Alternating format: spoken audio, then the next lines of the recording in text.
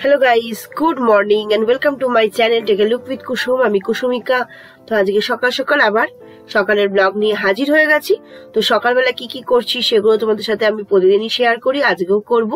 তো যেহেতু এখন বর্ষাকাল, জানোই বাইরে রোদের তো দেখা নেই, আর নোংরাও তেমনি হয়, যেহেতু একটু হাওয়া টাওয়া দেয় আর বৃষ্টি হয় লাগাতার। তো সেহেতু নোংরাগুলোকে আমি সব জায়গায় করলাম, আর এখানে একটা ভাঙা ডাস্টবিন রেখেছি, সেই ডাস্টবিনের মধ্যে সব তুলে দেবো।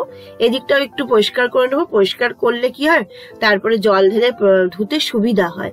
হাজবেন্ডের কাজ করছে এদিক ওদিকের কাজ। আর এখানে দেখো অনেক গাছ হয়েছে দেখছি, তো সেগুলোও ঠিকঠাক করে রাখতে হবে। এটা আমি হ্যাঙ্গিং এ করেছি একটা ডাল কেটে। তো আমার এই মানে গার্ডেনের দিকে হয়েছিল এই গাছটা, তো ডাল কেটে আমি হ্যাঙ্গিং এ করেছি, বেঁচেও গেছে খুব সুন্দরভাবে। এখন কিন্তু বর্ষাকালে হ্যাঙ্গিং করা বা কোনো গাছ লাগানোর একদম পারফেক্ট টাইম, তো তোমরা এটা করতে পারো।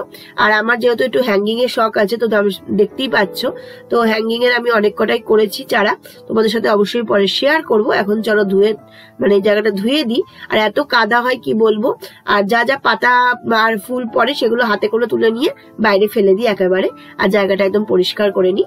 বৃষ্টির জলের সাথে নোংরাও একদম এই গাড়ির নিচ দিয়ে ঢুকে যায়, তো সেই কারণে জল দিয়ে সুন্দর করে জায়গাটা একটু ধুয়ে দেবো। সকালে যেহেতু ধুই সেহেতু একটু সুন্দর করে সকালটায় আমি ধোয়ার চেষ্টা করি, কারণ সারাদিনে তো আর হয় না, ঝাড় দেওয়ারও টাইম পাওয়া যায় না। তো চলো ফটাফট করে ফেলি। মেয়ে এদিকে স্কুলে চলে গেছে আর আমি এদিকে কাজ করছি, হাজবেন্ডের কাজ করছে। কারণ বর্ষাকালে গাছে জল তো দিতে হয় না, কিন্তু গাছে একটু পোকামাকড়ের উপদ্রব হয়, সেই কারণে ওগুলো স্প্রে করতে হয়, কীটনাশক সব স্প্রে করতে হয়। তো সেগুলোই হাজবেন্ড করে থাকে, আর আমি এদিকে সব কাজ করছি। এদিকে জল ভরার একটা জায়গা করে নিয়েছি, দেখতেই পাচ্ছ, পাইপ দিয়ে।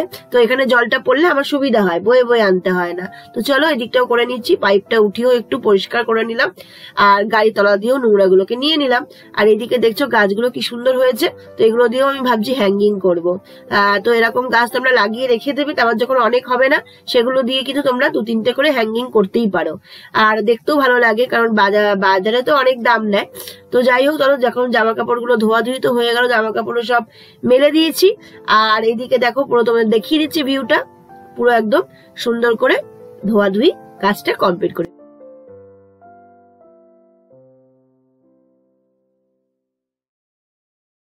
তো good morning and welcome to my channel take a look with Kusum. আমি কুসুমিকা। তো সকাল সকাল দেখো আমার ঘরের কাজকর্ম হয়ে গেছে, আর মেঘলা মেঘলা ওয়েদার, এই দেখো, আর ঝিরিঝিরি বৃষ্টিও পড়ছে। জামা কাপড়গুলো তুলে দিতে হবে, নাহলে সব ভিজে যাবে।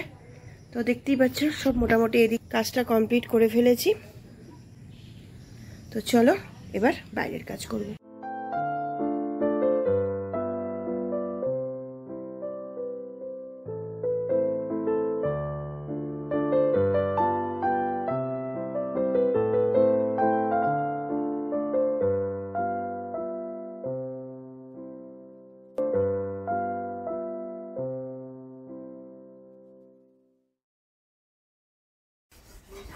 তো ঘরের কাজ মোটামুটি কমপ্লিট করলাম।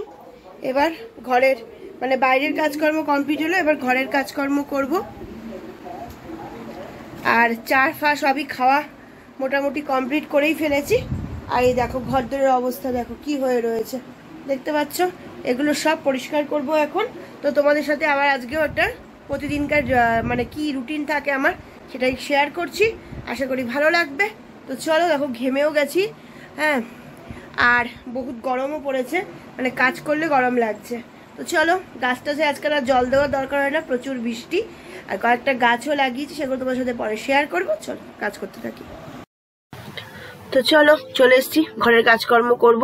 তো বাইরে কাজকর্ম করে ড্রেসটা একটু চেঞ্জ করে নিয়েছি, চাটা খাওয়া হয়ে গেছে, তোমার টিফিনও করা হয়ে গেছে। তো ড্রেসটা পরে নিয়ে এবার ঘরের মোটামুটি কাজকর্ম করে ফেলবো। চলো, আর প্রচন্ড গরমও পড়েছে, বৃষ্টি হলে কি হবে, গরম কিন্তু কমছে না। তো সেই হতো আমার কাজকর্ম, তো এদিকটা হয়ে গেলে অনেকটা কাজকর্ম হয়ে যায়। তো চলো ফটাফট করে ফেলি।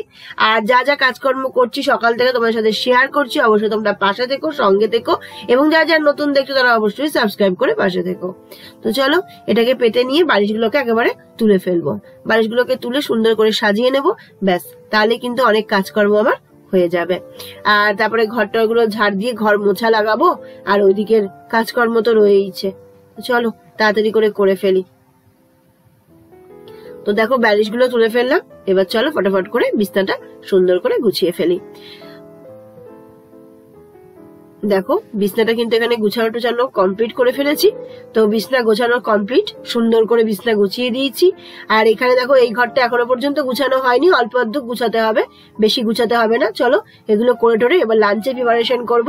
আজকে লাঞ্চে একটা নতুন রেসিপি তোমাদের সাথে শেয়ার করব, যেটা তোমাদের অবশ্যই ভালো লাগবে। আর বর্ষাকালে সবাই ঘরেই হয়ে থাকে।